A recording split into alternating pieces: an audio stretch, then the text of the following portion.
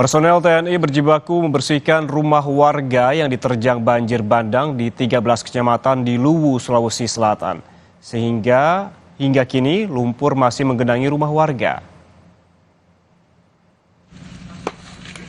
Pasca longsor dan banjir yang menerjang 13 kecamatan di Luwu, hingga hari ke-6 lumpur masih memenuhi rumah warga. Banjir ini membuat sejumlah rumah warga hanyut tersapu banjir. Personel TNI pun turut membantu membersihkan rumah warga terdampak banjir bandang. Selain itu, personel TNI juga membantu perbaikan rumah agar warga bisa menempati kembali rumah mereka.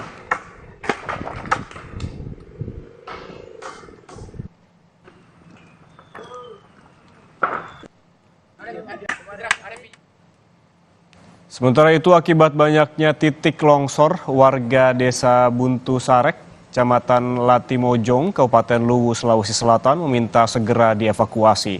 Warga khawatir masih terjadi longsor susulan. Putusnya akses kendaraan membuat warga harus berjalan kaki menuju tempat yang lebih aman.